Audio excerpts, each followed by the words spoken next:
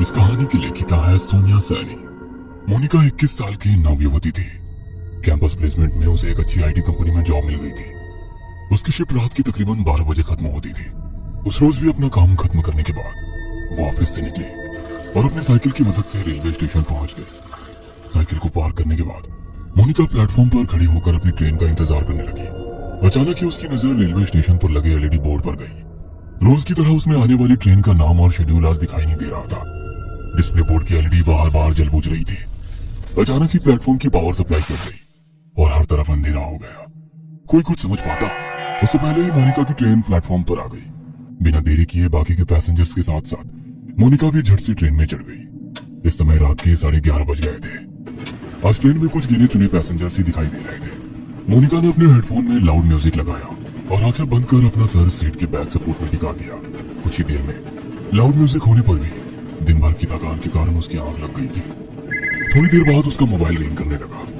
Ring की आवाज से मोनिका की नींद टूट गई। स्क्रीन पर पापा का नाम फ्लैश हो रहा था। मोनिका ने फोन उठाया तो उधर से पापा की आवाज सुनाई देने लगी। मोनिका बेटा, ट्रेन मिल गई थी ना? हाँ पापा, मैं ट्रेन में ही हूँ, आप चिंता मत करो। कौन सा स्टेशन आ गया है? पापा की बात सुनकर मोनिका अचानक से आंख खोलकर अपने कोच में चारों ओर नजर दौड़ाती है। उसे अपनी आंखों पर यकीन नहीं हो रहा था। पूरे कोच में बिल्कुल अंधेरा छाया हुआ था। न तो कोई डिस्प्ले दिखाई पड़ रहा था और न ही कोई अनाउंसमेंट सुनाई दे रहा था। पापा, आई थिंक कुछ प्रॉब्लम है। यहाँ ट्रेन में कुछ है ही नहीं। सारी लाइट्स ऑफ है और कोई अनाउंसमेंट भी नहीं हो रही है। बेटा, आसपास किसी पैसेंजर से पूछना क्या बात है। पापा, पूरा कोच खाली पड़ा हुआ है। मैं अकेली हूँ यहाँ। ये क्या बोल रही है बेटा? मुझे डर लग रहा है। देख, ट्रेन जैसे ही अगले स्टेशन पर रुकेगी तू वहाँ पर उतर जाना, मैं तुम्हें लेने आ जाऊंगा। ठीक है पापा। मोनिका ट्रेन के अगले स्टेशन पर रुकने का इंतजार कर रही थी। आमतौर पर ये ट्रेन हर 10 या 12 मिनट में अगले स्टेशन के लिए रुकती थी, लेकिन आज पूरे 20 मिनट हो चुके थे, लेकिन ट्रेन रुकने का नाम ही नहीं ले रही थी। मोनिका को घबराहट हो रही थी। उसे कोई आइडिया नहीं था वो अभी कहाँ पर है। ड्राइवर की कैबिन में जाकर उससे कांटेक्ट करती हूँ, शायद कुछ हेल्प कर सके। ऐसा सोचकर मोनिका अपनी मोबाइल की टॉर्च ऑन करके इंजन रूम तक पहुंच जाती है। वहां जाकर वो ड्राइवर के केबिन को लगातार खटखटाती रहती है, लेकिन अंदर से कोई जवाब नहीं मिलता। डर से मोनिका की सांसें उखड़ रही थी। अपनी उखड़ती सांसों को शांत करके वो वापस अपनी सीट पर आकर बैठ जाती है। अब उसे बस ट्रेन के रुकने का इंतजार था ताकि वो नीचे उतरकर मदद मांग सके और अपने पापा को वहां बुला सके। इसी तरह 10 मिनट और बीत जाते हैं। अचानक ट्रेन की स्पीड कम होने लगती है। ट्रेन की स्पीड को कम होते देखकर मोनिका की जान में जान आने लगती है। कुछ ही मिनटों में ट्रेन किसी स्टेशन पर आकर रुक जाती है। बाहर घना अंधेरा छाया था। स्टेशन पर कहीं भी उजाला नहीं दिख रहा था। मोनिका ने खिड़की से झांककर बाहर देखा तो प्लेटफॉर्म पर एक भी इंसान नहीं था। अब तो मोनिका को और भी डर लगने लगा था। उसने जल्दी से अपना मोबाइल निकाला और फिर से पापा को फोन मिला दिया। पापा, ट्रेन किसी स्टेशन पर रुकी है, लेकिन ये कौन सा स्टेशन है कुछ समझ नहीं आ रहा। बाहर सिर्फ अंधेरा ही अंधेरा दिखाई दे रहा है। प्लेटफॉर्म पर भी कोई आदमी नहीं दिख रहा है। मैं क्या करूं? बेटा, एक बार मैं अपनी लाइव लोकेशन चेक करो, तुम्हें पता चल जाएगा कि अभी तुम्हारी ट्रेन कहाँ पर है।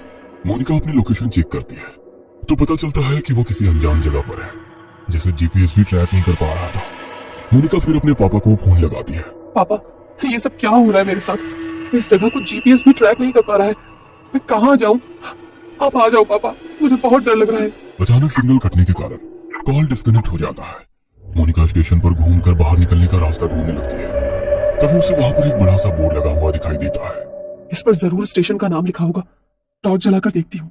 जैसे ही वो टॉर्च की रोशनी में बोर्ड की ओर देखती है, उसके शरीर में कपकपी सी होने लगती है। वो बोर्ड पूरी तरह से खून से लथपथ था और उस पर से अभी भी खून की बूंदें टपक रही थी। मोनिका घबराकर वहां से भागकर वापस अपनी ट्रेन की ओर आने लगती है कि तभी उसका फोन बजने लगता है। डरो नहीं बेटा, हिम्मत से काम लो। तुम्हारी ट्रेन जिस ट्रैक से आई है उसी ट्रैक पर वापस चलो। देखो आसपास कुछ तो होगा, कोई चर्च, कोई बिल्डिंग, कुछ न कुछ जरूर होगा। तुम कोशिश करो, जैसे ही तुम्हें कुछ भी दिखाई दे तुरंत मुझे बताना। मैं भी पुलिस से मदद मांगने की कोशिश कर रहा हूँ। आंसू पोंछकर मोनिका पापा के कहे अनुसार अपोजिट डायरेक्शन में भागने लगती है। ट्रैक पर हर तरफ अंधेरा ही अंधेरा छाया हुआ था। भागते हुए मोनिका को अपने पीछे कई सारे कदमों की आवाजें सुनाई दे रही थी। ऐसा लग रहा था कई सारे लोग उसके पीछे पीछे दौड़ रहे हो। मोनिका घबराकर अपने पीछे की ओर देखती है, लेकिन पीछे सन्नाटे के सिवा कुछ भी नहीं था। मोनिका पूरी ताकत लगाकर दौड़ती ही जा रही थी। अचानक ही उसके कानों में किसी की आवाज सुनाई देती है। ऐसा लग रहा था कोई गुस्से में उसका नाम पुकार रहा हो। मोनिका अब इतना ज्यादा डर चुकी थी कि उसके अंदर पीछे मुड़ने की हिम्मत भी नहीं बची थी। हाथ में मोबाइल पकड़े वो फ्लैश लाइट की रोशनी में दौड़ती चली जा रही थी। अचानक ही उसके दौड़ते कदम ठिठक कर रह गए। उसने देखा कि सामने पोल पर एक औरत उल्टी लटकी हुई थी। उसके बाल हवा में लहरा रहे थे और वो खतरनाक चेहरे के साथ जोर जोर से हंस रही थी। मोनिका का हलक डर से सूख रहा था।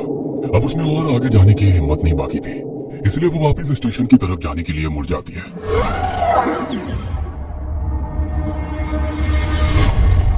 वापस मुड़ते ही उसे कुछ दूरी पर एक आदमी दौड़कर उसकी ओर आता दिखाई देता है। उसका पूरा शरीर कटा फटा सा दिखाई दे रहा था। उसका चेहरा बहुत डरावना दिख रहा था, जैसे कहीं पर कुचला गया। वो आदमी हाथ हिलाकर उसे ट्रैक पर दौड़ने से मना कर रहा था। मोनिका को अब समझ नहीं आ रहा था कि वो कहाँ जाए। घबराकर वो फिर से पोल की तरफ देखती है, जहाँ अभी कुछ मिनटों पहले एक औरत उल्टी लटकी हुई थी। वो पोल अब बिल्कुल खाली था। आगे का रास्ता भी बिल्कुल खाली दिखाई दे रहा था, इसलिए उस आदमी से बचने के लिए मोनिका फिर से ट्रैक पर दौड़ने लगती है। कुछ दूर दौड़ने के बाद उसे ट्रैक के पास एक गाड़ी खड़ी दिखाई देती है। मोनिका अपने पापा को गाड़ी के बारे में बताने के लिए फोन उठाती है तो देखती है कि फोन की बैटरी डाउन हो गई है। इस गाड़ी के हेडलाइट्स ऑन है, मतलब गाड़ी में जरूर कोई है। क्या करूं? मदद मांग लूं या ऐसे ही भूतिया स्टेशन पर अपनी मौत का इंतजार करती रहूं? मोनिका कुछ देर सोचती है और उसके बाद हाथ हिलाते हुए गाड़ी के सामने जाकर खड़ी हो जाती है। मोनिका को ऐसी हालत में देखकर गाड़ी के अंदर से एक आदमी बाहर आता है। क्या बात है, इतनी रात को आप ऐसे ट्रैक पर क्या कर रही हैं? सब ठीक तो है ना? मोनिका बुरी तरह हाफ रही थी। ऐसा लग रहा था वो किसी भी पल बेहोश होकर गिर पड़ेगी। मोनिका की ऐसी हालत देखकर वो आदमी उसे गाड़ी के अंदर बैठा लेता है। अच्छा, आप आराम से अंदर बैठकर बताइए क्या बात है। पता नहीं क्या हो रहा है मेरे साथ। मैं न जाने कैसे इस जगह पर आ गई। अब मैं लाख कोशिशों के बाद भी यहाँ से निकल नहीं पा रही। आप बता सकते हैं कौन सी जगह है? मोनिका अपनी ही धुन में बोलती चली जा रही थी। तभी उसे महसूस हुआ कि कार सवार युवक उसे वापस प्लेटफॉर्म की ओर ले जा रहा है। No please stop. तो मुझे कहाँ ले जा रहे हैं? मुझे वापस वहाँ नहीं जाना है। मोनिका के इतना कहते ही वो लड़का मुस्कुराते हुए पीछे देखता है। अगले ही पल उस लड़के का चेहरा बदलने लगता है और वो उसी आदमी की शक्ल में बदल जाता है जो ट्रैक पर उसका पीछा कर रहा था। मोनिका के मुंह से एक जोरदार चीख निकल जाती है और वो कार से उतरकर फिर से पागलों की तरह दौड़ने लगती है। उसे अपने पीछे उस आदमी के कदमों की आवाज साफ सुनाई पड़ रही थी। दौड़ते हुए वो वापस अपनी ट्रेन के सामने आ जाती है। कोई और रास्ता ना सूझने पर वो छिपने के लिए वापस ट्रेन में चढ़ जाती है और एक सीट के नीचे छिपकर बैठ जाती है। मोनिका का पूरा शरीर पसीने से लथपथ हो गया था। वो अभी तक डर से कांप रही थी। डर उसके दिमाग में इस कदर बैठ गया था कि अगले ही पल वो डर से बेहोश हो गई थी। कुछ ही पलों में ट्रेन चल पड़ती है और उस स्टेशन को पीछे छोड़कर आगे बढ़ जाती है। कुछ देर बाद मोनिका को होश आता है तो वो खुद को स्टेशन के इमरजेंसी रूम में पाती है। अब आप कैसा फील कर रही हैं मैम? आप अपनी सीट पर बेहोश हो गई थी। ट्रेन के स्टाफ मेंबर आपको यहाँ लेकर आ गए। आप अपने घर पर किसी को इन्फॉर्म कर दीजिए। मोनिका हैरानी से चारों ओर देख रही थी। उसे अभी तक यकीन नहीं हो रहा था कि वो उस स्टेशन से वापस आ गई है। प्लीज मेरे पापा को बुलवा दीजिए। मैम, आपके फोन की बैटरी लो हो गई थी, मैंने चार्ज कर दिया है, ये लीजिए। मोनिका अपना फोन निकालकर पापा को फोन लगाती है।